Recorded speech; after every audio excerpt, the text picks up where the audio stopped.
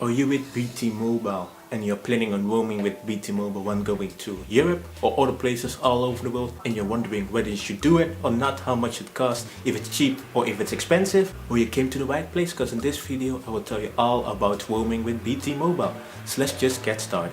Hi, it's Odu from PhoneTalk, and today we will be talking about roaming with BT Mobile. And if you are watching this video, you're probably planning on going on a trip and you're wondering if roaming with BT Mobile is affordable and if you can even do so. Well, I can tell you that roaming with BT Mobile is possible, but the prices really depend on where you're going to. BT Mobile uses a zoning system, meaning that they have a total of 9 different zones, and depending on where you're going, the rates change. And you're probably aware of the fact that roaming can be expensive, and if you want to learn more about roaming and why it's so expensive, watch the video up here. But for now, we will just focus on BT Mobile. So with BT Mobile, you can roam in 241 destinations, and if you're wondering, well, there are only like less than 200 countries in the world. That's why I'm saying destinations, because some particular islands related to a specific country, they are considered as a destination.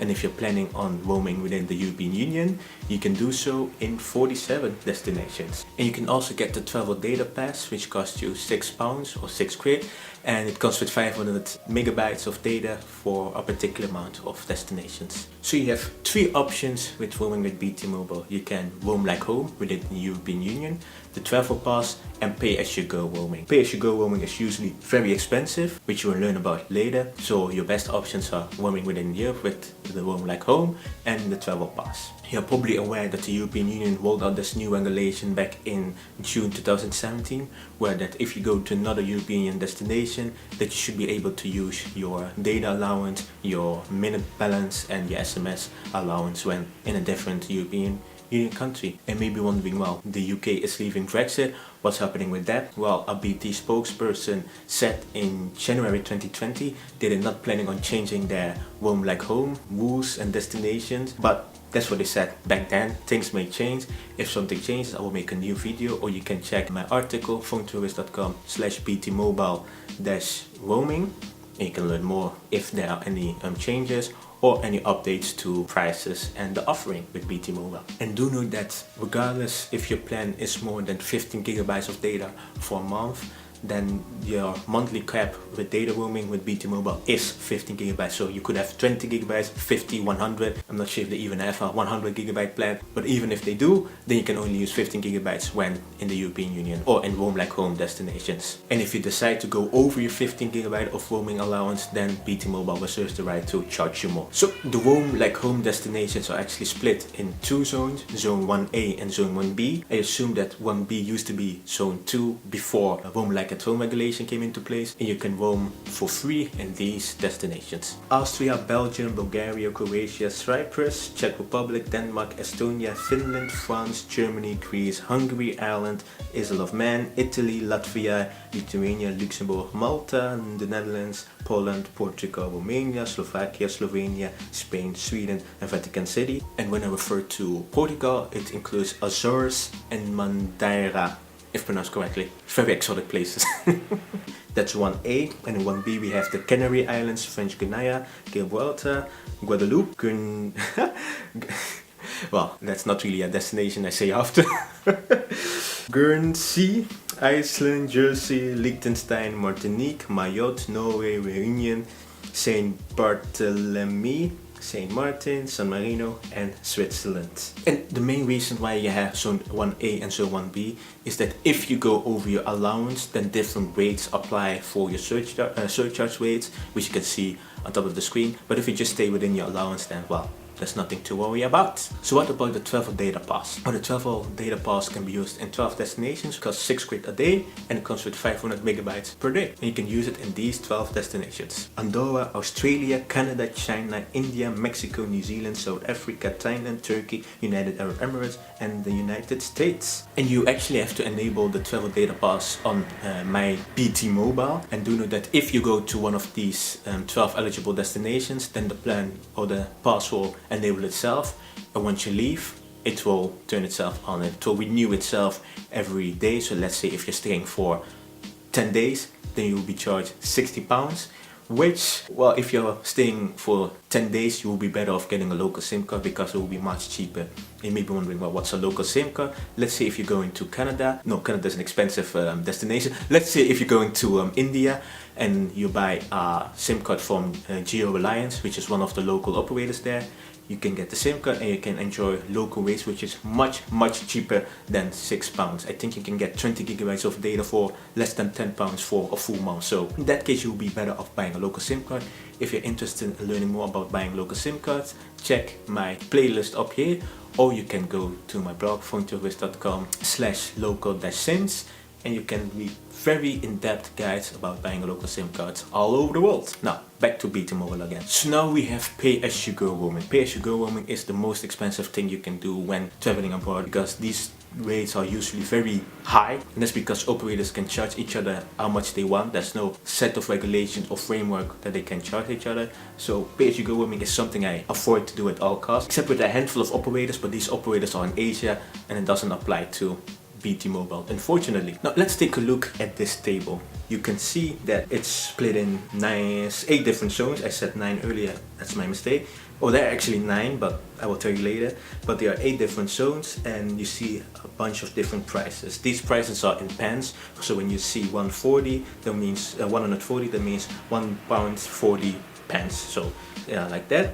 What do those top things mean? Calls means just calling when you are in the zone. Call ROW, that means calling to the rest of the world. So let's say if you're in zone 1A and you want to call a destination in zone 4, you will be charged these rates. In-call in zone, that means incoming calls when you are in the zone. So if you are within the roam, like home destinations, then you won't be charged at all. But let's say if you're in zone 3 and you get an incoming call and you take it, let's say in zone 3, you will be charged £1.25 per minute.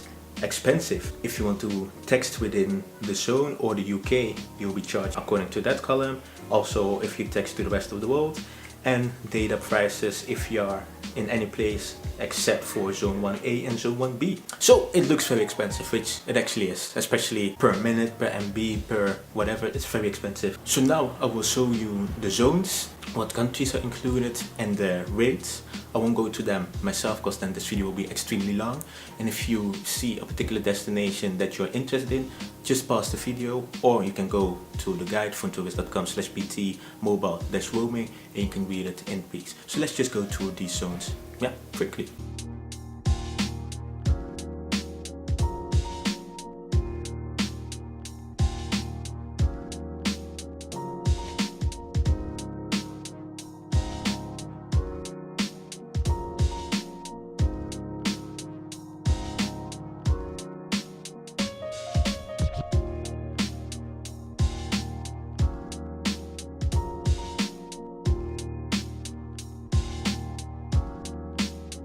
So you can see that pay-as-you-go roaming is not as affordable as if you thought, or if you already thought it was very expensive. You were right, congrats. But yeah, I personally wouldn't consider pay-as-you-go roaming. I would always go with the data roaming plan if I need to get a data roaming plan. Otherwise, I like to get a local SIM card in most places because it's much cheaper. There are a handful of countries where roaming with, let's say, a European SIM card will be cheaper. Let's say if you go to Mayotte, SIM cards in Mayotte and data in Mayotte is expensive. So if you can roam there for free, which you can, then I would do that. So those are some exceptions. Earlier I was also talking about Zone 9, which actually exists, although it was not in the table. And that is because Zone 9 applies to roaming on planes and maritime roaming. So roaming on cruise ships, regular ships, vessels, you know, things on the sea or on water. So that means that you can actually roam on planes and yeah, do maritime roaming. But do know that roaming on planes and maritime roaming is even more expensive than regular pay-as-you-go roaming. And if you're interested in learning more about, well, maritime roaming and roaming on planes, there's the eye up there. But on planes, you can roam on planes that have away or mobile and on-air facilities that allow for data roaming. And on cruise ships, you have these type of technologies. If the technology is installed on the cruise ship or the ship or whatever, then you can roam. And these rates apply with maritime and on or in-flight roaming. £5.40 per minute for all types of outgoing calls, £2.80 per minute for receiving calls, 87 pence for texting for all outgoing SMS, a whopping £9.20 per megabyte, and at least receiving SMS is free. So it's very expensive, you shouldn't do that. If your plane offers onboard roaming, then it also offers in-flight Wi-Fi, and in-flight Wi-Fi, although is expensive when compared to regular mobile data, it's much cheaper than data roaming on planes. So if you really need data, go for in-flight roaming. If you don't need data, just don't, and save yourself some money and extremely, or in most cases, very slow internet experience anyway. So then the question is roaming with BT Mobile worth it? Well, if you go to the European Union or any of the roam like home destination, of course it's worth it, because you roam for free. You don't get charged extra unless you go over your roaming allowance. The travel pass is okay as long if you're staying in one of those destinations for a short period. Let's say, I would say a weekend up to 3 days, because if you're willing to spend more than £20 on roaming data, which in this case would be 1.5 gigabytes, if you use your total 500 megabytes every day, then you can better get a local SIM card and buy a data plan in many places, especially when referring to Africa and South America and Asia, because for £18 you can get a lot of data in those places. But if you want the convenience of not having to switch SIM cards, not having to register, stuff like that, then you can roam with the travel data pass. But you know, up to a certain limit. Pay-as-you-go roaming, avoid it at all costs, because it's just super expensive. If just don't, I would just say just don't. And you're better off buying a local SIM card. And if you're wondering, well, what are the best local SIM cards around the world? If you sign up for my newsletter, phonetourist.com/newsletter, I will send you an Excel sheet with the best local SIM cards in over 230 destinations. That's right, I will tell you per destination which SIM card is the best, or which SIM cards, because in many places there are more operators in the country, and in some cases just one is the best, sometimes it's two, sometimes it's three, but we'll just limit it to two. I'll tell you how much the SIM card costs in the local currency, why they are the best, how much it costs to get a data pack that comes with at least 1 gigabyte of data for 7 days. I will just send you that for free. So sign up for the newsletter and get access to this Excel sheet, which gets updated monthly, by the way, so you get up-to-date information. So if you found this video insightful, make sure to like and comment down below what you actually learned about roaming with BT Mobile. Are you actually planning on roaming with BT Mobile now, or are you saying, well, I'm better off getting a local SIM card? Comment down below. And while you're at it, subscribe to this channel where I cover everything related to roaming with your provider, local SIM cards, international SIM cards, mobile hotspots, just everything related to traveling with your phone. I do the same on my blog, phonetourist.com, but then in video form and usually much more in depth, because the videos have to be insightful and short, because not that many people have an extreme long attention span. That's just a joke, by the way, I'm not insulting you. And yeah, that's it for today, and I shall see you in the next one. Bye bye.